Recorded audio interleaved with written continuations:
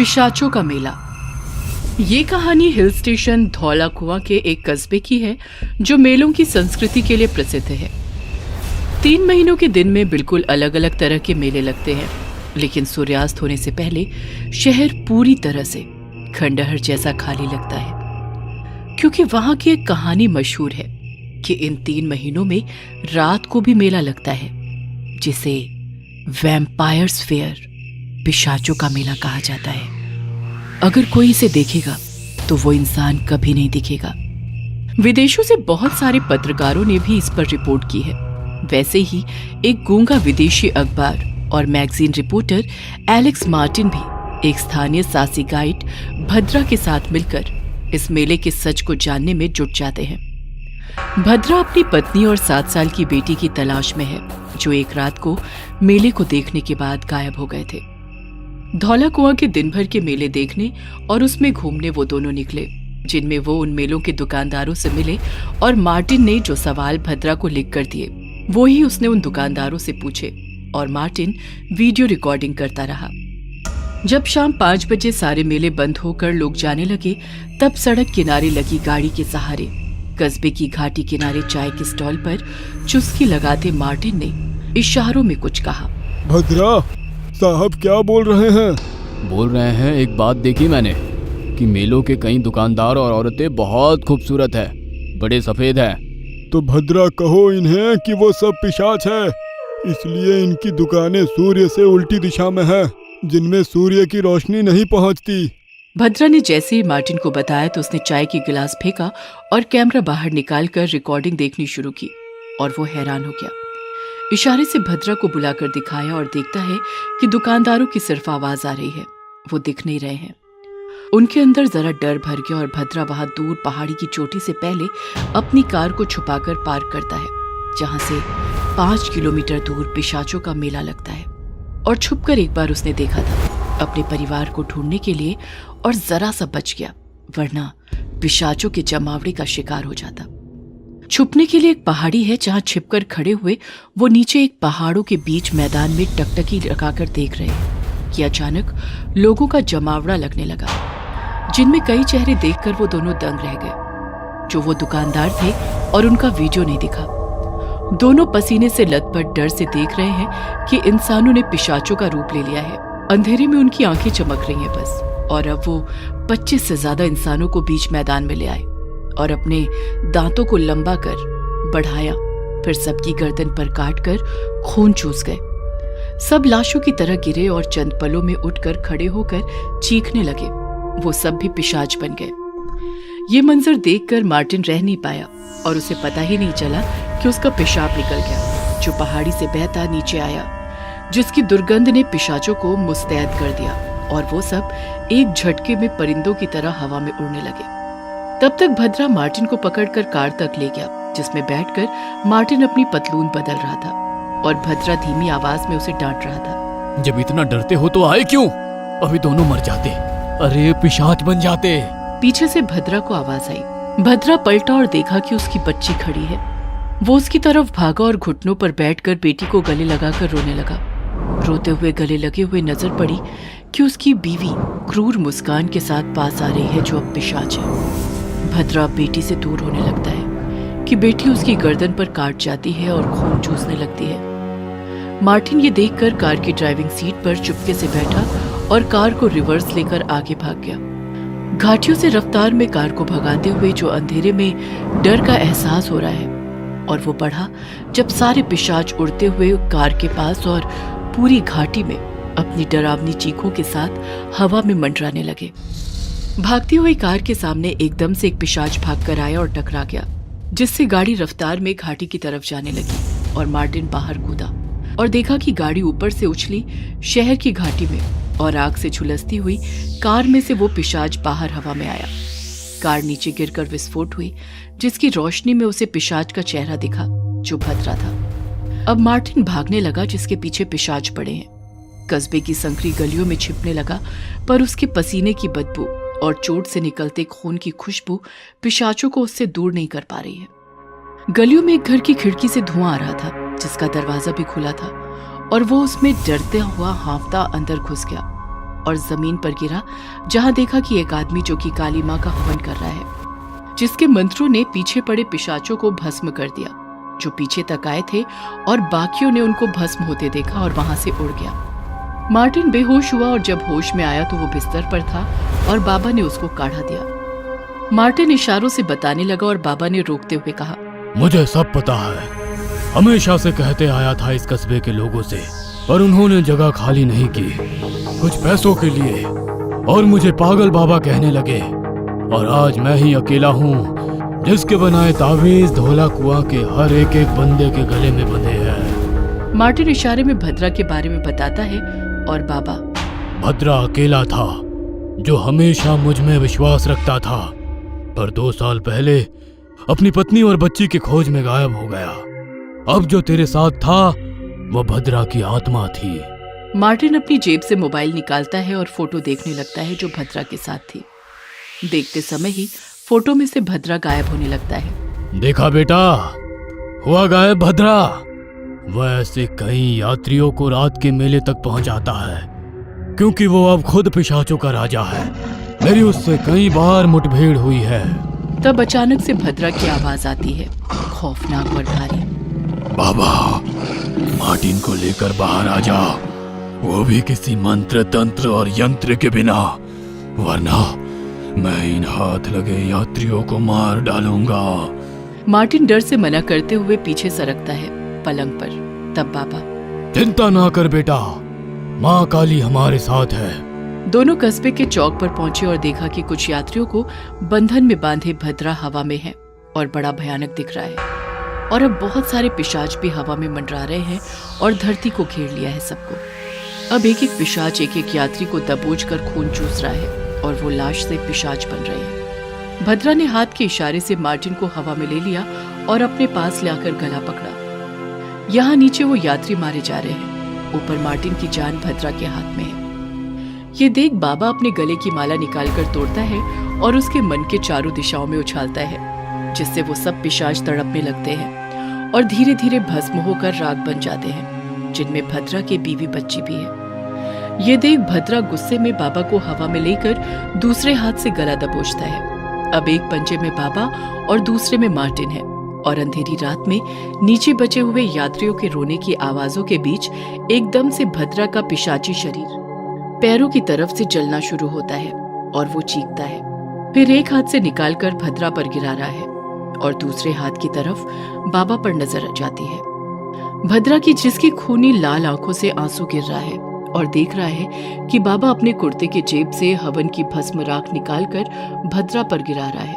उसकी वजह से ही भद्रा जल रहा है, और बाबा को भी छोड़ दिया जो जमीन पर गिरा, और ऊपर देखा तो भद्रा जलता हुआ, जिसकी लाल आंखों में आंसू है, पर चेहरे पर एक कुटिल मुस्कान देकर वो भी भस्म हुआ। ये देखते हुए बाबा बोला, अब धौला कुआं से पिशाचों का मेला खत्म। तभी पीछे से बाबा की गर्दन से खून निकलता है। मार्टिन पिशाच बन गया है और बाबा का खून चूस कर जमीन पर धक्का देकर बोलता है, अभी नहीं बाबा, अब तो और भी भयानक पिशाचों का मेला लगेगा और तुम भी देखोगे। जब बाबा मन के तोड़ रहा था तब हवा में भद्रा मार्टिन का खून चूस रहा था, इसलिए बाबा ने वो नहीं देखा और भद्रा ने बाबा को माला तोड़ते नहीं देखा। बाबा की आंखें बंद और कुछ पल में वो भी वापस खड़ा और पिशाच बनकर मार्टिन संग उड़ा। तहखाने का राज। जैसलगढ़ की हवेली जो पर्यटन का बहुत बड़ा केंद्र है, और आज भी यहाँ बड़ी तादाद में पर्यटकों की भीड़ यहाँ के इतिहास को महसूस करने आई है। इस भीड़ में सब लोग हवेली के अलग अलग हिस्सों में घूम रहे हैं और 4-5 लोगों का ग्रुप हवेली के पहले तहखाने की तरफ बढ़ा है, और उन्हें सामने दूर अंधेरे में एक आदमी, फिर दूसरा और तीसरा, ऐसे आदमियों की तादाद भीड़ में बढ़ती हुई दिख रही है, जो कि आधे कंकाल की तरह भयानक दिख रहे हैं, जो एक साथ इन कॉलेज के बच्चों की ओर आगे बढ़ रहे हैं। ये देख वो बच्चे चिल्लाते हुए ऊपर पहुंचे और हवेली के अथॉरिटी मेंबर्स से मिलकर वो वाकया बयां किया, पर अथॉरिटी वालों ने इस बात को सिरे से नकार कर उन बच्चों को भगा दिया। कुछ दिनों बाद एक 53 साल के आदमी रणधीर चौधरी, जो कि पेशे से ऐतिहासिक फोटोग्राफर, वो आराम से धीरे धीरे हवेली देखते, फोटो खींचते हुए उसी तहखाने तक पहुंचे और उन्होंने भी वो मंजर देखा जो उन बच्चों ने देखा था। और वो सब रणधीर ने अपने प्रोफेशनल कैमरे में रिकॉर्ड किया और फोटो भी लिए। पर शाम होते ही उनकी लाश बाहर आई। लाश को उनके घर के पते पर उनके सामान सहित पहुंचा दिया गया। उनके बेटे साहिल चौधरी ने अंतिम संस्कार और क्रियाकर्म कर उस रात अपने पिता का कैमरा चेक किया, जिसमें उसे वो रिकॉर्डिंग और फोटोज ने हैरान कर दिया। अगले दिन साहिल ने सब एक पेन ड्राइव में कॉपी किया और अपने 3 खास जिगरी दोस्तों को बताया। साहिल ने एक पेन ड्राइव को पुलिस को बताकर FIR दायर करी उस हवेली के राज परिवार पर, जिसकी कोर्ट में पेशी है और राज घराने से जयसिंह राठौड़ आए हैं। राठौड़ साहब, क्या जो कुछ इस पेन ड्राइव में है उसके बारे में आपको पता है? क्या ये सच है? क्योंकि अब तो विज्ञान भी ये सब मानता है, वो भी अगर सबूत हो तो जरूर मानता है। सरासर झूठ है जज साहब। हमारा परिवार भी पुश्तों से उसी हवेली के एक हिस्से में रहता है। 100 से ज्यादा कर्मचारी वहां दिन रात रहते हैं। अगर कुछ होता तो हम सबको भी दिखता या हमारे साथ भी कुछ घटता। हमने पता करवाया है कि रणधीर चौधरी हृदय गति अवरोध के मरीज थे।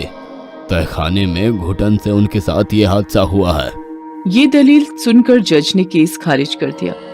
अब साहिल अपने तीनों दोस्तों के साथ रात को घर की छत पर शराब पीते हुए कहता है, अब हवेली का राज वहां जाकर ही पता किया जाएगा।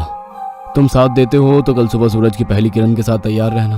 अगले दिन की सुबह चारों जैसलगढ़ हवेली पहुंच गए हैं और पूरी हवेली को बारीकी से घूमकर वहां की चीजों को बारीकी से देख और लिखे हुए इतिहास को पढ़ भी रहे हैं। जितनी तस्वीरें लगी थी उनकी भी तस्वीर साहिल अपने मोबाइल कैमरा से ले रहा है। शाम होने को है और सारे पर्यटकों के बाहर जाने का समय नजदीक आने वाला है। उससे पहले वो चारों तहखाने में घुस गए हैं और वहीं रुक गए हैं। अरे साहिल, क्या कर रहा है? चलना नहीं है क्या? नहीं, जो पता करना है वो यहीं इस तहखाने में है और यहीं रुक कर ही पता चलेगा। तू सच्ची में सबको मरवाएगा? भूतों का तो पता नहीं, पर पकड़े गए तो कुटाई पक्की है। और वो चारों वहीं अंधेरे में छुप गए हैं। हवेली खाली हो गई है। अंधेरे के साथ सभी कर्मचारी भी बाहर जाने लगे हैं, जिसका पता कर्मचारियों की आवाज सुनाई देने से उन चारों को चल रहा है। तो अब जल्दी निकलो, अंधेरा हो रहा है। जल्दी चलो वरना मारे जाओगे। क्यों हर रोज कहना पड़ता है?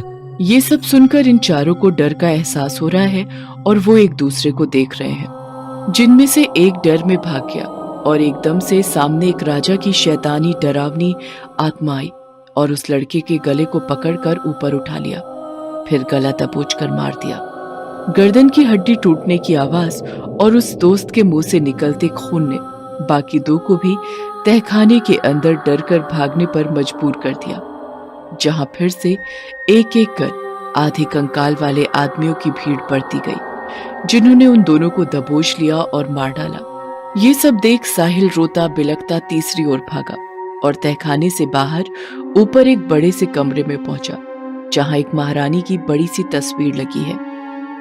कमरे के बाहर उन भूतिया आधे कंकाल वाले आदमियों और राजा की भयानक आत्मा का जमावड़ा खड़ा है, पर अंदर नहीं आ रहा है।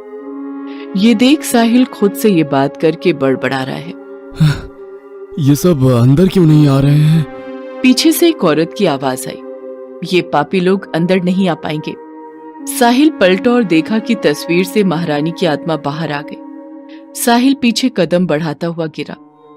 डरो मत बेटा, मैं उन जैसी नहीं हूँ, और वैसे भी जो पता करने आए हो वो सच मैं ही बता सकती हूँ तुम्हें, तो सुनो। 123 साल पहले जैसलगढ़ घराना छोटा पर नामचीन था, क्योंकि महाराज चंदेर सिंह जनता के सामने और नजरों में बड़े दयालु और निष्ठावान थे। हर इंसान के सहायक थे, बड़े भावुक थे, पर उनका असली चेहरा बस मैं, उनकी महारानी शीत कंवर ही जानती थी, या फिर वो गुलाम जो वफादारी से उनकी गुलामी करते थे। वो सच ये था कि गांव से हर रोज एक औरत रात के अंधेरे में गायब होने लगी, जो कि महाराज अपने गुलामों से अगवा करवा कर हवेली के चमचमाते तहखाने में मंगवाया करते थे। उसके साथ जितनी बार और जितने समय तक रंगरलियां बनाते और मन भरने पर मरवा कर गांव के जंगल में लाश फेंकवा देते। कोई न कोई जानवर रात में उस लाश को खा ही जाता और तब वो आधी खाई हुई लाश मिलने पर लगता कि जानवर का शिकार हुई है। एक आदमी बलदेव ने दिमाग लगाया और बड़बड़ाने लगा। सिर्फ औरत ही क्यों, जानवर जो भी हो उससे सिर्फ औरत का शिकार ही करना है। और वो रात को छुपकर गांव के चौक में ही पेड़ के नीचे हर रोज सोने लगा। एक रात को जब एक औरत निवृत्त होने के लिए जंगल की ओर गई तो वहां से कुछ जोरों से छटपटाने की आवाजों ने बलदेव को उसका पीछा करने पर मजबूर किया और उसने देखा कि कुछ लोग उस औरत को अगवा करके ले जा रहे हैं। पीछा करने पर देखा कि वो हवेली के खुफिया दरवाजे से अंदर गए हैं। अब बलदेव हवेली के सामने पेड़ों के पीछे छिप छिप कर दिन रात बिताने लगा। 4 रात बाद वो लोग उस औरत को वापस जंगल में लेकर गए और फेंक कर चले गए। बलदेव ने उस औरत की नाक के सामने उंगलियों से उसकी सांसें चलती महसूस की तो अपने पास पड़े पानी से भरी जरी यानी चमड़े की पानी पीने वाली थैली से पानी छिड़क कर औरत को होश में ले आया, जिसने महाराज का सच बलदेव को बताया। बलदेव उस औरत को उसके घर ले गया और उसके घर वालों को आधी रात को ही गांव के सरपंच के घर लेकर गया और सब बताया। जल्दी ही गांव के 80 से ज्यादा मर्द इकट्ठे होकर हवेली पहुंचे। आधी रात को सोए हुए महाराज महारानी को बाहर जन सैलाब की चीख की आवाजें सुनाई दी और वो बाहर आए। आते ही सब मर्दों ने महाराज को खरी खोटी सुनाई, जिससे महाराज तिल मिला गए। महाराज तब भी ठंडे दिमाग से बोले, आप सब अंदर आओ, फिर सही से बात करते हैं। सब अंदर आए और आते ही राजा ने अपने सैनिकों को आदेश दिया, इन सबको बांध कर तहखाने की दीवारों में चुनवा दो। ऐसा ही हुआ। भयानक नरसंहार। मेरा मन भर आया और गुस्से में मैंने खंजर अपने पति महाराज चंदेर सिंह की पीठ में घोंप दिया और बाद में वही खंजर अपने गले पर भी चलाकर खुदकुशी कर ली। वो आधे कंकाल वाले आदमी सब वही हैं जो जिंदा दीवारों में चुनवा दिए गए थे और साथ ही महाराज भी हैं जिनकी भटकती आत्मा शैतानी हो गई है। सुबह की पहली किरण के साथ साहिल छुपता छुपाता हवेली से बाहर आता है और वहीं के पुलिस थाने में राज घराने के खिलाफ शिकायत दर्ज करवाता है। कोर्ट में अर्जी लगवाता है। हवेली के तहखाने की दीवारों को तुड़वाने की और अर्जी जज मंजूर करते हैं। पुलिस फोर्स जाकर मजदूरों से दीवारों को तुड़वाते हैं और उन्हें 80 नर कंकाल बरामद होते हैं। अब कोर्ट आदेश देता है राज परिवार को कि हवेली पर सरकार का कब्जा है और हवेली को ध्वस्त करने का आदेश किया जाता है। ऐसे होता है जैसलगढ़ की हवेली के तहखाने के राज का अंत। भूतिया क्लासमेट। कहानी है पूना की। आयुष पूना के डी.के. पाटिल कॉलेज में फर्स्ट ईयर में पढ़ता था। उसका 12वीं तक का पूरा एजुकेशन भी डी.के. पाटिल कॉलेज से ही हुआ था। आयुष IAS बनना चाहता था और कॉलेज की लाइब्रेरी में दिन रात पढ़ता था। एक दिन आयुष ने लाइब्रेरियन से पूछा, टाइम्स ऑफ इंडिया कहाँ है? मुझे मिल नहीं रहा। शायद कोई लेके गया है। आयुष चौंक गया क्योंकि उसके अलावा टाइम्स ऑफ इंडिया पढ़ने वाला कॉलेज में कोई दूसरा नहीं था। आयुष दूसरा न्यूज़पेपर उठाकर अपनी जगह बैठ गया। तभी उसका ध्यान गया कि उसके साइड में बैठा एक लड़का टाइम्स ऑफ इंडिया पढ़ रहा था। आयुष ने लड़के से पूछा, IAS की तैयारी कर रहे हो? हाँ। क्या नाम है तुम्हारा? मेहुल, फर्स्ट ईयर में पढ़ता हूँ। अरे फिर तो हम क्लासमेट्स हैं। पहले कभी देखा नहीं तुम्हें। 12वीं तक कहाँ थे? इसी कॉलेज में था। मैंने देखा है तुम्हें। क्या बात कर रहे हो यार, मैंने तो तुम्हें कभी नहीं देखा। इस प्रकार दोनों बातें करते गए और जल्द ही अच्छे दोस्त बन गए। फिर दोनों रोज दिन रात एक साथ लाइब्रेरी में पढ़ने लगे। एक दिन आयुष कॉलेज कैंटीन में अपने दोस्त नेहा और वरुण के साथ था। क्या लाइब्रेरी में दिन रात पढ़ाई करते हो? अकेले बोर नहीं होते? मैं अकेला थोड़ी रहता हूँ, मेहुल भी तो रहता है। कौन मेहुल? अरे वो जो मेरे बगल में बैठता है, अपना क्लासमेट है, मेरे साथ हर लेक्चर अटेंड करता है। मैंने तो तुम्हारे साथ कभी किसी मेहुल को नहीं देखा। क्या कह रही हो? रुको, मैं अभी उसे यहाँ बुलाता हूँ। आयुष ने मेहुल को कॉल लगाया तो मेहुल का मोबाइल स्विच ऑफ था। आयुष परेशान हो गया। तो नेहा बोली, ठीक है बाबा, होगा कोई मेहुल। वैसे भी मेरा ध्यान मेहुल पर नहीं वरुण पर रहता है। ऐसा कहकर नेहा वरुण से लिपट गई और आयुष भी फ्री हो गया। एक रात आयुष और मेहुल लाइब्रेरी में पढ़ाई कर रहे थे। रात बहुत हो चुकी थी। लाइब्रेरियन को नींद आ गई और उसने आयुष से कहा, ओह भाई आयुष, अब लाइब्रेरी तुम ही संभालो, मैं चला। तुम्हारा हो जाए तो नीचे चपरासी को ताला लगाने को बोल देना। लाइब्रेरियन चला गया और आयुष मेहुल के साथ फिर से किताब में खो गया। पढ़ते पढ़ते अचानक आयुष का ध्यान मेहुल की किताब पर पड़ा तो वो चौंक गया, क्योंकि वो किताब बिल्कुल कोरी थी। आयुष ने मेहुल की किताब छीन ली और उसके पन्ने पलटे तो किताब में एक भी अक्षर नहीं था। किताब पूरी कोरी है और तुम 2 महीनों से यही किताब पकड़े बैठे हो, चक्कर क्या है भाई? ऐसा कहकर आयुष ने अपने बगल में देखा तो मेहुल वहां था ही नहीं। ये देखकर आयुष काफी डर गया। मेहुल कहाँ गायब हो गया? नेहा भी कह रही थी उसने मेहुल को कभी देखा नहीं। लाइब्रेरियन भी लाइब्रेरी की जिम्मेदारी मुझे दे गया, वो मेहुल को भी तो दे सकता था। क्या इन लोगों ने मेहुल को कभी देखा ही नहीं? क्या मेहुल सच में नहीं है? ये किताब, ये मेहुल का गायब होना, ये सब क्या है? अचानक लाइब्रेरी की सारी लाइट चली गई और आयुष और ज्यादा डर गया। उसने अपनी आंखें बंद कर ली और लाइट का वेट करने लगा। अचानक लाइट आ गई। आयुष खुश हो गया। उसने आंखें खोली, लेकिन जब उसने बगल में देखा तो उसका दिल दहल गया। उसके बगल में मेहुल का डरावना भूत बैठा था। मेहुल, ये सब क्या है? मेहुल नहीं, मेहुल का भूत। और यह जो तू देख रहा है इसके जिम्मेदार और कोई नहीं, बस तू है। मैंने क्या बिगाड़ा है तुम्हारा? तुमने मेरी जिंदगी बर्बाद कर दी। याद कर वह 1 साल पहले की HSC एग्जाम जिसमें तुमने एक लड़के को चीटिंग करते पकड़ा था। ये सुनकर आयुष 1 साल पीछे गया तो उसे बायोलॉजी का एग्जाम याद आया। सर, ये चीटिंग कर रहा है। ए, चल खड़ा हो जा। Sorry sir, extremely sorry sir. 2 minute के अंदर निकल जा यहाँ से, नहीं तो HS से एग्जाम से रस्टिकेट हो जाएगा। जानता है एग्जाम हॉल से बाहर आते ही मैंने क्या किया? तू कैसे जानेगा? तू तो एग्जाम में बिजी था। मैं बिल्डिंग से नीचे कूदकर मर गया और अब तुम्हें मारने आया हूँ। देखो मेहुल, माना कि गलती मेरी है, पर तू भी तो गलत था ना। चीटिंग कर रहा था, चीटिंग गलत है। नहीं, अब मैं जो करने जा रहा हूँ वो गलत है। ये सुनकर आयुष डर गया। क्या करने वाला है तू? मेहुल ने आयुष का गला पकड़ लिया और उसे खिड़की से बाहर फेंक दिया। आयुष लाइब्रेरी के 5वें मंजिल से जमीन पर गिरते ही मर गया और मेहुल लाइब्रेरी की खिड़की से उसकी लाश को मुस्कुराते हुए देखता रहा। प्रेतों की पाठशाला। बिलासपुर 23,000 लोगों की तादाद वाला कस्बा, जिसे आज से पहले कोई ज्यादा जानता नहीं था, पर आज वो न्यूज की हेडलाइन बन गया है। एक स्कूल में 2 दिन में 3 बच्चों और 2 अध्यापकों की अस्वाभाविक मृत्यु हो गई थी। 1 हफ्ते पहले वजह कोई बता नहीं पा रहा था। अफवाह है या हकीकत, पर सुना है कि वो पाठशाला प्रेतों की है। रिपोर्टिंग के वक्त एकदम से आवाज आई, चाय लेंगे साहब? रिपोर्टर डर जाता है और देखने के बाद उसको अजीब हालत में और ज्यादा डरा हुआ महसूस कर रहा है, क्योंकि वो भूत जैसा ही भयानक दिख रहा है। तुम कौन हो?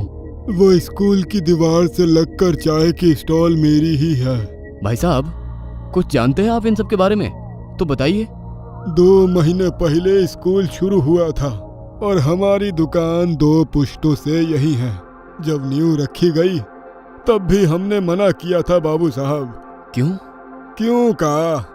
भूतिया है ये जगह, नहीं सुनी हमरी। और शुरू हुआ स्कूल। पहले ही दिन बच्चे अपनी कक्षा में गए और जब पानी पीने या टॉयलेट गए तो डरते चिल्लाते बाहर आए और पूछने पर बताते कि अंदर कोई और भी डरावने लोग हैं, पर मानता कोई नहीं। पढ़े लिखे कहाँ मानते हैं बाबू साहब। पर अंदर का वाकया तो विनोद जी सर ही बताएंगे, जिन्होंने इसकी तहकीकात की है। तुम इतना सब कैसे जानते हो? अरे बाबू, दुकान दिखाई ना मेरी, वो भी तो जल गई थी, और साथ में मैं भी। रिपोर्टर वहां से चल दिए और स्कूल की तरफ बढ़े। बाहर चारों तरफ पुलिस फेंसिंग थी, डू नॉट क्रॉस वाली, पर रिपोर्टर ने अपना पहला कदम पहली सीढ़ी पर रखा ही था और पीछे से डर में चाय वाले का भूत चिल्लाया, अंदर ना जाओ बाबू साहब। पीछे पलटे बिना वो डरता हुआ अंदर बढ़ा और अपने धीमे कदमों से खाली सुनसान स्कूल का चक्कर लगा ही रहा था, अपने मोबाइल कैमरा में रिकॉर्डिंग के साथ। और वो वहां टॉयलेट एंड पेंट्री के सामने पहुंचा। पहुंचते ही देखता है कि सामने एकदम से वहां बच्चों की भीड़ दिखी, जैसे कि इंटरवल में होती है वही माहौल, और तुरंत ही माहौल शांत। सारे बच्चे रिपोर्टर के सामने पलटे और गुस्से में देखने लगे, जिनमें से काला धुआं निकलने लगा जैसा जलने से निकलता है। ये देख रिपोर्टर पर डर चढ़ा ही था कि पीछे से डांटती हुई डंडा हाथ में लिए एक लेडी टीचर आई, जैसे कि बच्चों को क्लास में ले जाने के लिए आई हो, और बच्चे भी वैसे ही हूटिंग करते हुए रिपोर्टर के आर पार होते हुए भाग गए। रिपोर्टर डर से पलटकर गिरा और उसकी नजर उस लेडी टीचर की दहकती नजरों से मिली जो दर्द में थी। वो सब अदृश्य हो गए। काफी देर बेल बजाने और दरवाजा खटखटाने के बाद विनोद आए। विनोद जी, क्या है स्कूल का सच? पाठशाला नहीं है वो, प्रेतों की पाठशाला है। बच्चों ने जब वो सब एक्सपीरियंस किया तब बच्चों ने बाकी टीचर्स और अपने पेरेंट्स से कहा, पर कोई नहीं समझा और ना ही माना। पर मैंने माना और इसके पीछे लगा। एज ए फिजिकल टीचर मैं जब भी राउंड पर होता तो मैं अकेले टॉयलेट्स और पैंट्री में जाने लगा। फील होता जैसे मेरे पीछे कोई है। पानी पीता तो लगता कि पैंट्री में मेरे साथ कोई पानी पी रहा है। Same in toilet. और फिर एक दिन दोपहर 2 बजे छुट्टी की टाइम जाने से पहले मेरी नज़र कॉरिडोर में टहलते कुछ लोगों पर पड़ी, जैसे कि मॉर्निंग में स्कूल स्टार्ट से पहले स्कूल ऑक्सिलरी स्टाफ टहलते हैं। मैं पीछे गया तो देखा कि वो लोग अलग अलग क्लासरूम्स क्लीन कर रहे हैं और हर एक रूम के सामने खड़े होकर हर एक से नज़र मिली और मुझसे नज़र दर्द में मिलाकर गायब होते गए। मैं डर से भागा। अगले दिन मैंने प्रिंसिपल ऑफिस जाकर प्रिंसिपल से वही बात कही, पर उन्होंने हंसकर मजाक में उड़ा दी। क्या आप भी बच्चों की तरह बातें कर रहे हो विनोद सर? और प्रिंसिपल सर बाहर गए। मैं बाहर निकला और मुझे कॉरिडोर के एंड में ग्रुप के बच्चे और स्टाफ जलते हुए दिखे। अब मेरे लिए जानना ज़रूरी हो गया। अगले दिन मैं स्कूल लेट आया और देखा कि वहाँ स्कूल में भीड़ जमा है, पुलिस आई हुई है और सब वही वॉशरूम पेंट्री के आगे जमा है। वहाँ देखा तो क्लास फर्स्ट के 3 स्टूडेंट्स की डेड बॉडीज पड़ी है, जिसका रीज़न हार्ट अटैक है। उन बच्चों के पेरेंट्स रो रहे हैं। माहौल मातम से भरा हो गया था। अगले दिन एक मेल टीचर वॉशरूम में गए थे और वो बाहर आए ही नहीं। जब पियोन को पता चला कि वॉशरूम में है तो डोर तोड़ा गया। वहाँ वो टीचर की बॉडी कमोड पर बैठी पड़ी है, पर पूरी जली हुई थी और कोई बदबू नहीं आई जलने की, बस खाली धुआं आ रही थी। अगले दिन पेंट्री में लेडी टीचर पानी पीने गई तो उनका मुंह वाटर कूलर में डूबा हुआ और बॉडी बाहर लटकी हुई थी। इसी न्यूज़ ने पहले स्कूल बंद करवाए हैं और शायद आपको यहाँ तक पहुँचाया है। फिर क्या? आपने इसके पीछे की वजह जानने की कोशिश की? कोशिश सब पता चल गया है। मैं स्कूल की लैंड के बारे में पता करने म्युनिसिपल डिपार्टमेंट गया और वहाँ से पूरा रिकॉर्ड लेकर आया जो 1900 से था, पर 2022 के रिकॉर्ड ने मुझे सब बताकर हकीकत से सामना करवाया। मैं सहम सा गया और आंसू रुक नहीं रहे थे। ऐसा क्या था विनोद जी? 1900 से 1921 तक इसी जगह पर उस जमाने की पाठशाला हुआ करती थी, जहाँ ज्ञानी पंडित और शास्त्री, मौलाना, यहाँ तक कि प्रीस्ट भी पढ़ाया करते थे। एक लेडी टीचर जो कि उस टाइम की स्कूल प्रिंसिपल थी। गांव के बच्चे बहुत खुशी से मन लगाकर पढ़ते सीखते थे। बहुत सुकून भरा माहौल था गुलामी के समय पर भी। पर नजर एक राक्षस की लगी। 1922 की शुरुआत में नाम था जनरल डॉगलास, जिसको गांव के बच्चों का पढ़ना और उस गांव की शांति अच्छी नहीं लगी। बिना किसी को कहे एक दिन रात को अपने सिपाहियों से पूरे स्कूल के चारों ओर बारूद बिछवा दिया और अंदर टॉयलेट्स और पेंट्री में पेट्रोल ऑयल के पैकेट्स रखवाए। दूसरे दिन जब स्कूल शुरू होकर इंटरवल तक पहुंची कि फायर ब्रिगेड के टैंकर में पानी की जगह पेट्रोल भर लाया और पूरी बिल्डिंग पर छिड़क दिया। अंदर बदबू फैली तो भगदड़ मची और बाहर सिगार जलाकर माचिस की उस तिल्ली को नीचे गिराया। उस जनरल ने जो नीचे बारूद पर तिल्ली गिराया, तभी बंदूक की गोली की तरह पूरी बिल्डिंग को आग ने अपने आगोश में ले लिया। लगभग 80 बच्चे और 12 का स्टाफ जलकर भस्म हो गया। उस वक्त प्रिंसिपल मैम रोज की तरह डंडा लेकर टॉयलेट्स और पेंट्री से बच्चों को क्लास में भेजने के लिए डांट रही थी। सब जलकर भस्म हो गया। मानो दिल दहल गया हो। इन सब से छुटकारा कैसे मिल सकता है? पता किया, वो भी पता किया मैंने। जब वो सब पढ़ा तो पढ़ते हुए रात के 11:30 बज गए और मैं रोते बिलखते खुद को संभाल नहीं पाया और शराब पीकर टाइट हो गया और पाठशाला के सामने पेड़ के नीचे बैठ गया। घोप अंधेरे में स्कूल को देख रो ही रहा था कि अचानक लाइट्स लगी। बच्चे और पूरा स्टाफ अंदर क्लास में जाने लगे। क्लास में पढ़ाई शुरू।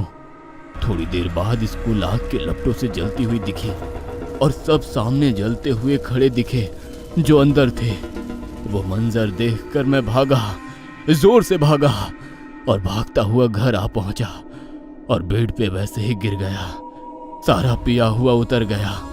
सुबह सब याद था, पर वो रात को जो देखा सच था या नहीं पता करने में 4 रातों तक लगातार गया और सब वैसे ही सामने दिखा रोज। और रिपोर्टर साहब, मैंने पी भी नहीं रखी थी चारों दिन। आपने बहुत कुछ देखा है हिम्मत के साथ। आप बच गए, बस वही काफी है। किसने कहा कि मैं बच गया? रिपोर्टर पसीने से लथपथ हो गया और देखा कि विनोद इंसान से जलता हुआ पुतला बन गया और बोला, मैं तो पूरी पाठशाला के साथ ही जल गया था। अतृप्त आत्मा हूँ, भटक रहा था। विनोद धुएं के साथ उड़ता हुआ अदृश्य हो गया। कुछ कहानियां अधूरी रह जाती है क्योंकि उनके पीछे की सच्चाई कोई समाधान नहीं ढूंढ पाती है। वैलेंटाइन वाली रात कहानी है कोकमपुरा शहर की। सैम नाम का काफी जवान और हैंडसम लड़का ट्रेन से अपनी मौसी के शहर कोकमपुरा आ रहा था। ट्रेन स्टेशन पर रुकते ही मौसी ने सैम को अपने सीने से लगा लिया। पहली बार मेरे शहर आया है, अब मैं तुझे कहीं जाने नहीं दूंगी।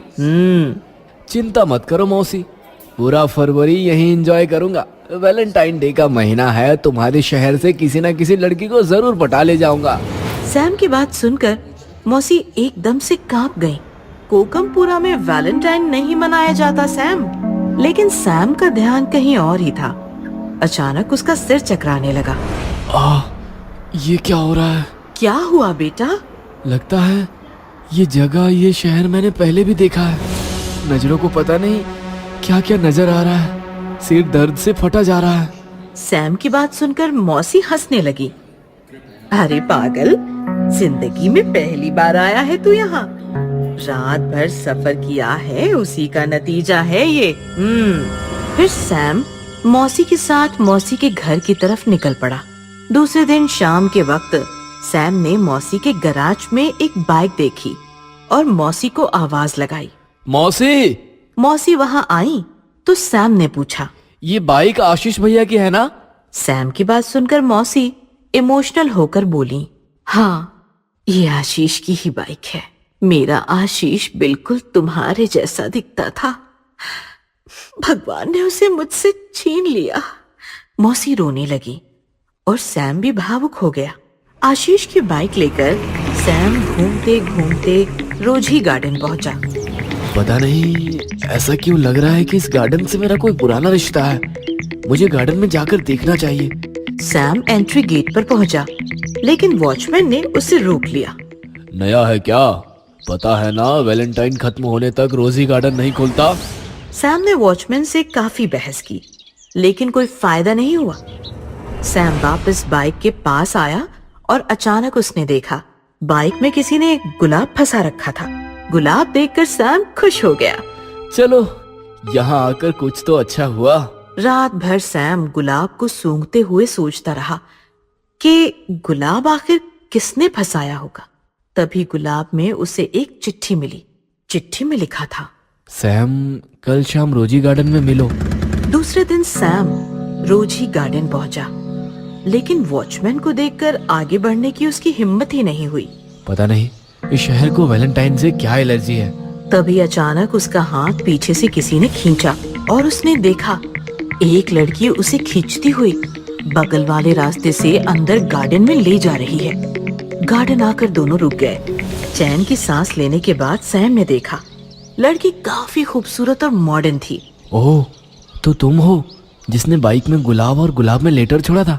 मैं हूँ शर्वरी, तुम्हारी मौसी के बगल वाले बंगले में रहती हूँ।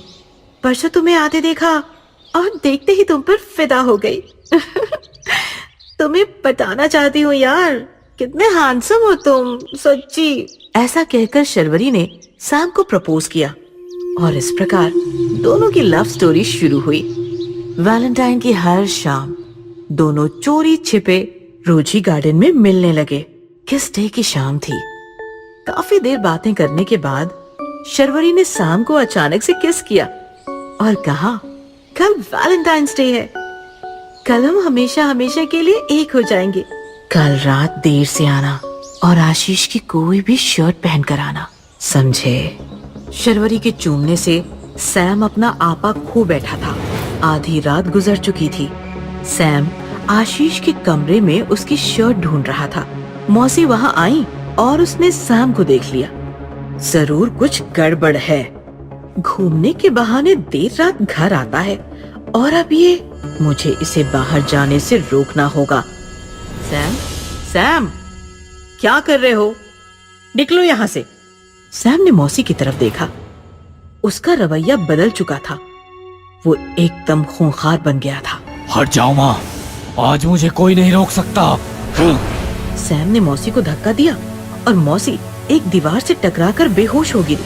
आशीष का एक शर्ट सैम ने ले लिया और दरवाजा बंद करके मौसी को कमरे में कैद कर लिया। वैलेंटाइन की रात थी। सैम आशीष का शर्ट पहनकर गार्डन में शर्वरी के साथ बैठा था। वो अब पूरी तरह नॉर्मल था। ये बताओ, तुमने आशीष भैया की शर्ट क्यों लाने को कहा? क्योंकि मैं तुम्हें अपनी दुनिया में ले जाने आई हूँ आशीष। शर्वरी अचानक से भयानक भूतनी बन गई। सैम काफी डर गया था। भूत! डरो मत आशीष, मैं शर्वरी, तुम्हारी प्रेमिका। याद करो 20 साल पहले वाली वैलेंटाइन की रात। हम दोनों यहाँ अकेले बैठे थे। तभी संस्कृति रक्षक बने कुछ गुंडे आए और हम दोनों को मार दिया।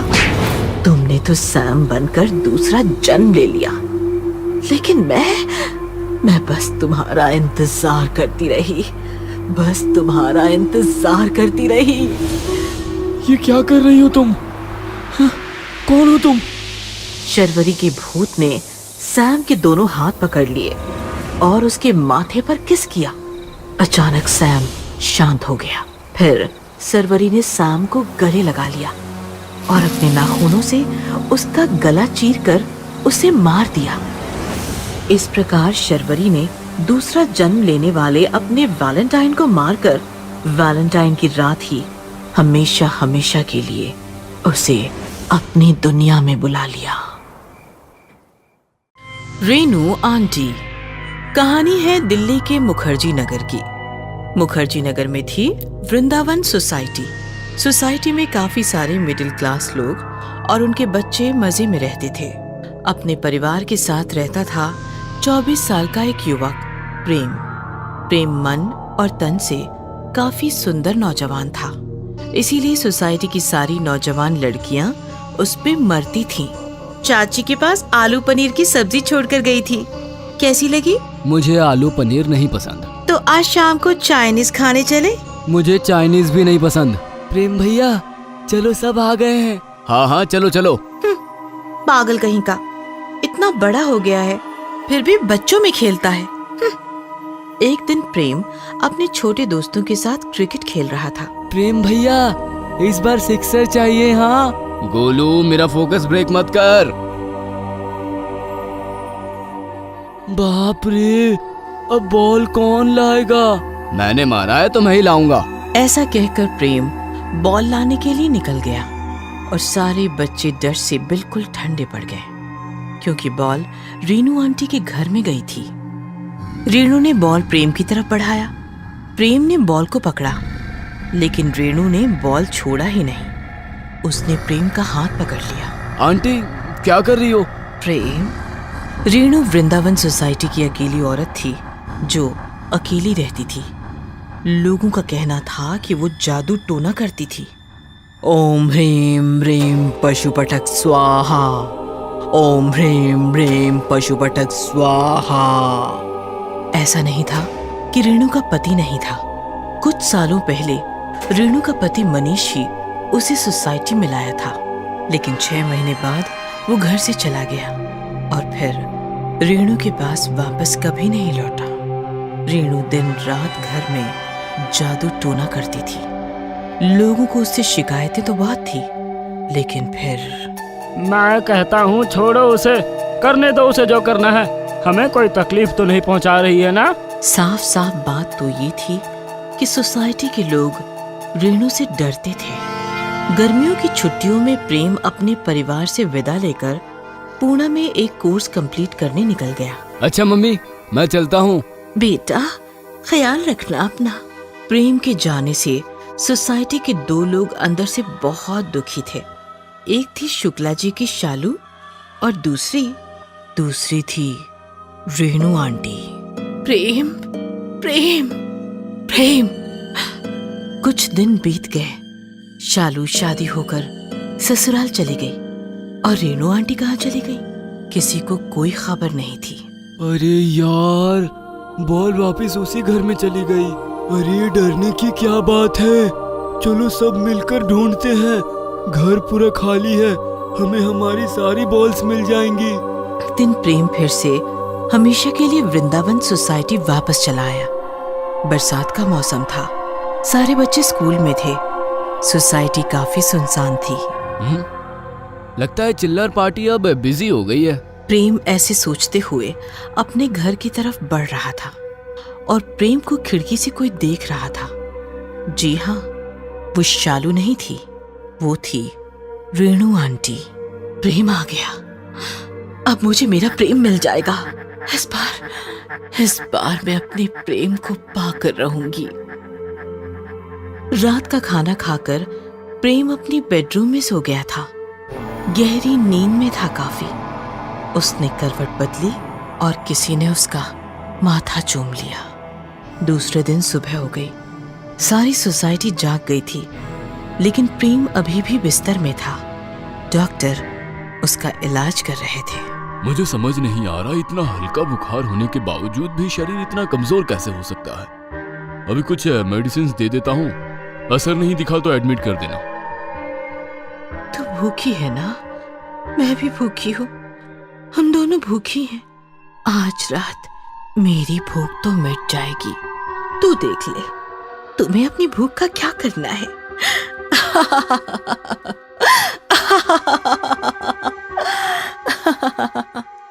और जैसे ही शाम हो गई, रीनू का घर जलने लगा। चाचा, उस घर को आग लगी है, बहुत सामान है उसमें। अरे तू कब गया था उस घर में? हम सब गए थे अपनी बॉल लाने। ठीक है, फायर ब्रिगेड को कॉल किया है मैंने, इतनी टेंशन मत लो। वैसे भी उस रेनू का तो पता नहीं, घर राख हो जाएगा तो सारी चिंताएं ही मिट जाएगी। थोड़ी देर बाद फायर ब्रिगेड ने आकर घर की आग तो बुझा दी, लेकिन इधर प्रेम के घर में मानो आग का माहौल बन गया था। अजी सुनते हो, ये सांस ही नहीं ले रहा। क्या? अभी तो न्यूज़पेपर पढ़ रहा था। आप बातें क्या कर रहे हो? एम्बुलेंस बुलाओ जी। प्रेम बिस्तर में पड़ा ऐसा दिख रहा था मानो उसकी जान निकल गई हो, लेकिन उसकी जान निकली नहीं थी। वो बस खिड़की के पास खड़ी रेणु के साथ बातें कर रही थी। प्रेम, कुछ बोलो ना। क्या बोलूं? क्या चाहती हो आप? क्यों बांध रखा है आपने मुझे? मैंने तुम्हें बांध रखा है क्योंकि मैं तुम्हें चाहती हूँ।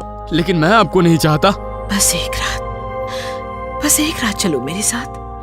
बस आज की रात तुम्हारा शरीर अस्पताल में रहेगा और तुम मेरे साथ शहर से बाहर।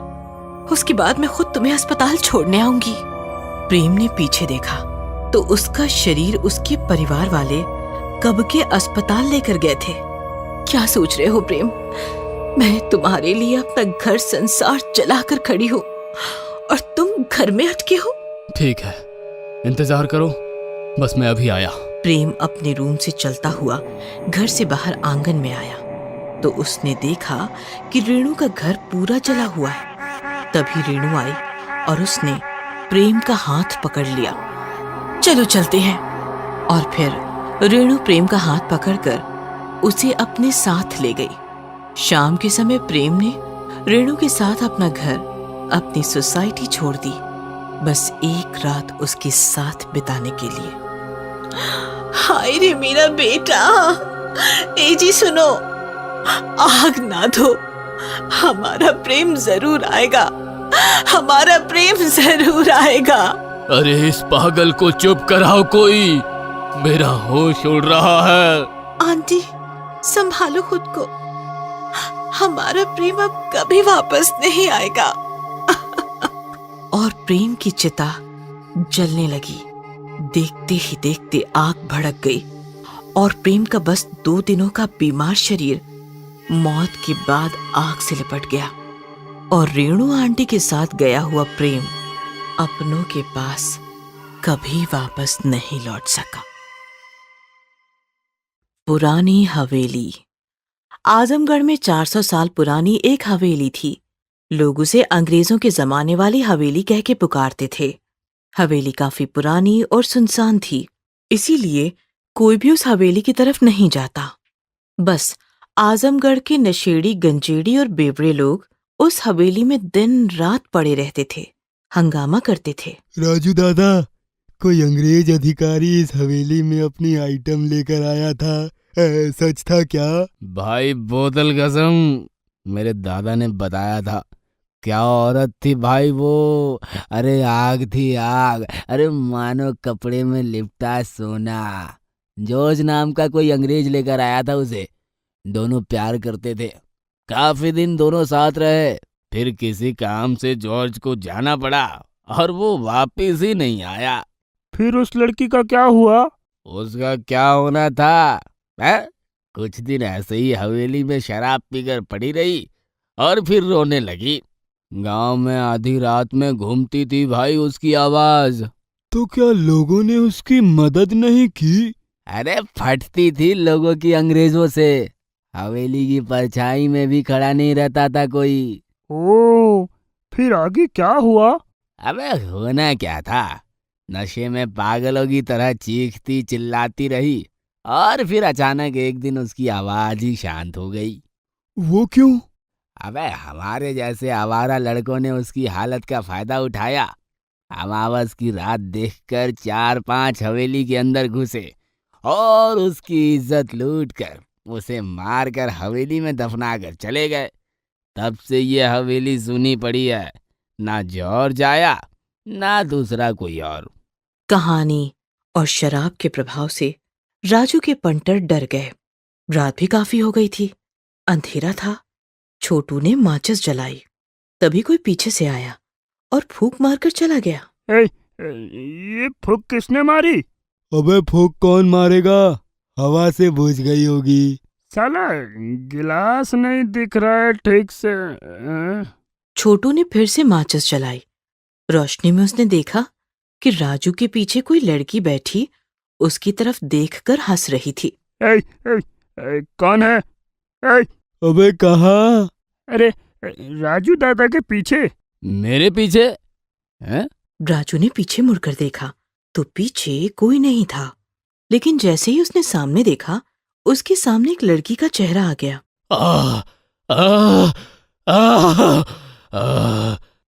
राजू दादा क्या हुआ? राजू काफी डर गया था। फिर भी हंसते हुए बोला। अरे कुछ नहीं, मैं तो बस डरा रहा था तुम्हें। चलो चलते हैं यार। क्या हुआ राजू दादा? लगता है तुम दोनों को चढ़ गई है। ऐसा कहकर बंटी ने नीचे अपनी बोतल देखी तो बोतल वहां नहीं थी। अरे मेरी बोतल कहाँ है? अरे हमें क्या पता, बोतल संभाल नहीं पा रहा और बोलता है चढ़ी नहीं। तभी बंटी ने देखा कि उसकी बोतल हवेली के दूसरे कमरे में रखी हुई है। क्या यार, क्यों खेल रहे हो मेरे साथ? वो देखो, बोतल उस कमरे में है। तो जाना लेकर आ। बंटी बोतल लेने के लिए दूसरे कमरे में आया। जैसे ही बोतल उठाकर वो पीछे मुड़ा, उसकी चीख निकल गई क्योंकि उसके पीछे एक भयानक भूतनी खड़ी थी। भूत! भूतनी झट से रूप बदलकर एक खूबसूरत लड़की बन गई और बंटी के गले लग गई। डर के मारे बंटी की आवाज नहीं फूट रही थी। George, George darling, I love you. मैं जॉर्ज नहीं हूँ। छोड़ो मुझे। पता है तुम जॉर्ज नहीं हो। जॉर्ज तो तुम्हारे पीछे खड़ा है। बंटी ने पीछे मुड़कर देखा तो पीछे जॉर्ज का भयानक भूत खड़ा था। बंटी चीख पाता उससे पहले ही जॉर्ज का भूत बंटी के शरीर में घुस गया और बंटी लड़की की तरफ देखकर मुस्कुराया। लड़की भी मुस्कुराते हुए भयानक भूतनी बन गई और फिर गायब हो गई। इधर राजू और छोटू बंटी को पुकार रहे थे। ए बंटी आना, ए बंटी बोतल मिली क्या रे? ए बंटी! लगता है बंटी वही बोतल के साथ लुढ़क गया। तभी बंटी बोतल लेकर आया। उसकी आंखें, उसका रवैया, सब कुछ बदल चुका था। बैठ बंटी। बंटी, तू हमको पागल समझता है? हाँ क्या रे साला, मैंने तुमको ये कहानी क्या सुनाई, तुम लोग मुझे ही बनाने लगे।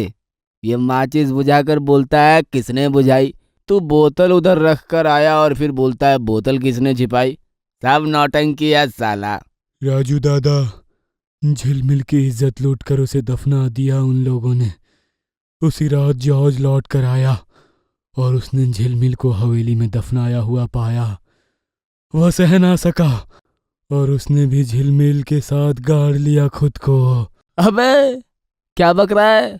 कौन झिलमिल? वही लड़की जिसे जॉर्ज हवेली में लेकर आया था। ये सुनकर राजू और छोटू जोर जोर से हंसने लगे। ए बंटी, माल फूक के आया क्या है? अच्छा चल बता, किसने बताया तुम्हें ये? हैं? जॉर्ज ने बताया। हैं? जॉर्ज कहाँ है? मेरे अंदर। और झिलमिल कहाँ है? वो देखो, आपके पीछे। ये सुनकर राजू जोर जोर से हंसने लगा।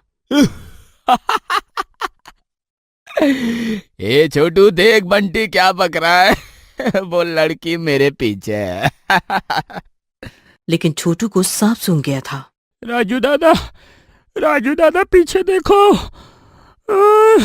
राजू ने पीछे देखा तो सच में उसके पीछे झिलमिल का भूत खड़ा था।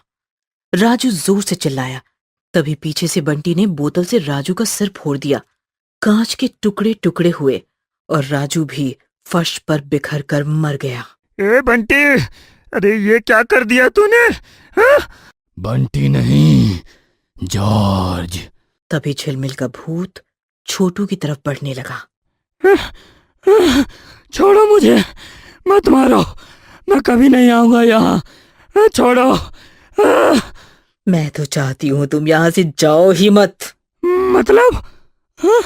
झिलमिल का भूत छोटू के शरीर में घुस गया और अचानक छोटू का रवैया बदल गया। वो बंटी की तरफ देखकर मुस्कुराने लगा। बंटी ने छोटू को अपनी बाहों में भर लिया। हमें इंसानी शरीर मिल गया झिलमिल।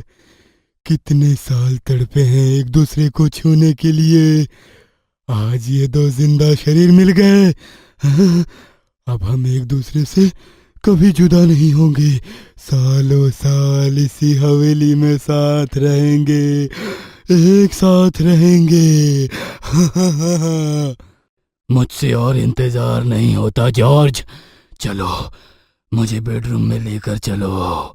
बंटी ने छोटू को अपनी बाहों में उठा लिया और वो छोटू को लेकर हवेली के अंदर वाले कमरे की तरफ निकल पड़ा। शैतानी बच्चा। रात के सुनसान वक्त रिधिमा और संजीव टहलते टहलते घर से काफी दूर जंगल की तरफ निकल जाते हैं। क्या सोच रही हो रिधिमा? सोच रही हूँ हमारा क्या होगा। रिधिमा, जो हमारे हाथ में नहीं है उसे सोचने से क्या फायदा? क्या मैं कभी माँ नहीं बन सकती? हम दूसरे डॉक्टर के पास जाएं? रिधिमा, 10 डॉक्टर बदल कर देख लिए, अब शहर में कौन सा डॉक्टर बचा है? तभी बच्चे के रोने की आवाज आती है। संजीव, तुम्हें रोते हुए बच्चे की आवाज सुनी? मुझे तो वो रोता बच्चा दिख रहा है, वो देखो सड़क किनारे। दोनों बच्चे के पास जाते हैं। बेटा, तुम यहाँ क्यों बैठे हो? तुम्हारा नाम क्या है बेटे? बच्चा जवाब नहीं देता, बस रोता रहता है। रोते रोते अचानक शैतान बन जाता है। नहीं! चिल्लाती हुई रिधिमा बिस्तर पर से उठ जाती है। तेज सांसें चलने लगती हैं। क्या हुआ रिधिमा? बुरा सपना देखा क्या? बहुत बुरा। संजीव, हमने किर्शित को घर लाकर गलती तो नहीं की ना? ऐसा मत सोचो रिधिमा, किर्शित अच्छा बच्चा है। 2 दिन में कितना घुल मिल गया है, बस गूंगा है, बोल नहीं पाता। उसके माता पिता कौन है, कहाँ है? अब किर्शित हमारा बच्चा है, जो इतने प्यारे बच्चे को रास्ते पर छोड़कर चले गए। उनके बारे में हम क्यों सोचें? सो जाओ, कल किर्शित का स्कूल में दाखिला कराना है। सुबह होती है। रिधिमा, किर्शित कहाँ है? तैयार हो रहा है, आता ही होगा। किर्शित हॉल की तरफ आता है। ये लो, आ गया। बेटा, एक शूज की लेस तो खुली छोड़ दिया आपने। रिधिमा शूज की लेस बांधने झुक जाती है। तभी किर्शित रिधिमा की गर्दन को दांतों से काटने लगता है। छोड़ो किर्शित, छोड़ो। किर्शित छोड़ो। संजीव किर्शित को रिधिमा से अलग करता है। देखो, दांत के निशान तक आ गए हैं। बच्चा है या शैतान? छोड़ दो संजीव, बच्चा ही तो है। अपना बच्चा होता तो ऐसी ही शैतानी करता। तो शैतान है, बच्चा बन के रहेगा। इंसान लाड़ प्यार दिखाएगा, लेकिन हमारा मकसद इंसान की तबाही है, तबाही। तुम्हारा नाम क्या है बेटा? सर, ये गूंगा है। इसके डॉक्यूमेंट्स? सर, ये हमें एक रात रास्ते में रोता हुआ मिला, तो हमने इसे गोद ले लिया। प्रोसेस जारी है, डॉक्यूमेंट्स आ जाएंगे। ठीक है, मैं एडमिशन कर देता हूँ। आप डॉक्यूमेंट्स हफ्ते भर में जमा कर दीजिएगा। हरी! प्यून आता है। बच्चे को क्लास लेकर जाओ। प्यून किर्शित को लेकर जाता है। संजीव घर आता है। रिधिमा, कहाँ हो तुम? किर्शित का एडमिशन हो गया। रिधिमा! रिधिमा सीढ़ियों से धीरे धीरे नीचे उतरती है। रिधिमा को देखकर संजीव चौंक जाता है। माय गॉड, ये क्या हुआ तुम्हें? रिधिमा! रिधिमा संजीव के पास आती है और संजीव को काट लेती है। छोड़ किर्शित, छोड़ मुझे, छोड़ मुझे। प्यून भागता हुआ आता है। शैतान काटता है, चल तेरी कंप्लेंट करता हूँ। प्यून किर्शित को लेकर हेडमास्टर के पास जाता है। क्या हुआ हरी? सर, इस बच्चे ने सोहेल को बुरी तरह से काटा, उसकी गर्दन से खून बह रहा है सर। क्या? जाओ तुम सोहन की मलहम पट्टी करो, इससे मैं देखता हूँ। प्यून चला जाता है। किर्शित, मुझे तुमसे यह उम्मीद नहीं थी। मिस्टर संजीव को अभी फोन करता हूँ। प्यून भागता भागता आता है। सर, गजब हो गया, सोहेल सारे बच्चों को काट रहा है। व्हाट? चलो। दोनों भागते भागते आते हैं और देखते हैं कि स्कूल के सारे बच्चे एक दूसरे को काट रहे हैं। सबके दांत और नाखून निकल आए हैं, हाथ पैर पर लंबे लंबे बाल उगाए हैं।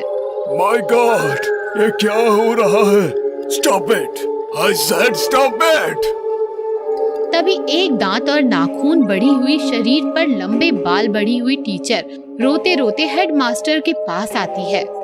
मिस मेहरा, ये सब क्या है? सर, उस सुहेल ने मुझे काटा। रोते रोते टीचर हेडमास्टर के गले पड़ती है और हेडमास्टर को काट लेती है। मिस मेहरा, ये क्या किया आपने? हरी, जल्दी आओ। पुलिस, डॉक्टर, सबको फोन करो। फौरन, हालात बिगड़ते जा रहे हैं। हरी भागता हुआ निकल जाता है। थोड़ी ही देर में हेडमास्टर हंसने लगता है। उसके भी दांत और नाखून बढ़ने लगते हैं और वो मिस मेहरा को काट देता है। इस प्रकार सारे बच्चे, टीचर्स एक दूसरे को काट रहे थे। इधर हरी हेडमास्टर ऑफिस आता है। वहाँ किरशित सर झुकाए खड़ा होता है। ये सब तुम्हारी वजह से हो गया। कौन हो तुम? Hello, police station. किरशित हरी की गर्दन को पकड़ के लंबे दांतों और नाखूनों से हरी को काट रहा है। किरशित पूरा शैतान बन चुका है। भगदड़ मची है। बच्चे, टीचर्स, हेडमास्टर सब एक दूसरे को काट रहे हैं, अजीब आवाजें निकाल रहे हैं, अजीब हरकतें कर रहे हैं। तभी स्कूल कॉरिडोर से हरी के पीठ पर बैठकर किरशित की एंट्री होती है। लंबे दांत, नाखून और बालों से हरी एकदम डरावना दिख रहा है और किसी जानवर की तरह हाथ और पैरों से जमीन पर रेंगता हुआ किरशित को बाहर ला रहा है। किरशित को जानवरों की तरह अजीब आवाज निकालकर सलामी देते हैं और चुपचाप बैठ जाते हैं। शैतानी साम्राज्य में आपका स्वागत है। आप शैतान बन चुके हो। मैं तुम्हारा राजा, शैतानों का शैतान। तुम्हें आदेश दे रहा हूँ, शहर के हर आदमी को, बच्चे, बूढ़े, औरत, सभी को काट कर शैतान बनाना तुम्हारी जिम्मेदारी है। मैं अब चलता हूँ। शैतानी साम्राज्य का नारा बुलंद रहे। आसमान से शैतानी माँ धरती पर उतरती है, किरशित को गोद में उठा लेती है और आसमान में उड़ जाती है। मिस्टर और मिसेस सहगल, हमारे पास कल ही एक बच्चा आया है और आप लोग उसे गोद ले सकते हैं। वंदना, उसे लेकर आओ। वंदना एक बच्चे को लेकर आती है जिसने सर नीचे झुकाया हुआ है। क्या नाम है बेटा तुम्हारा? बच्चा ऊपर देखता है, मुस्कुराता है और कहता है, किरशित।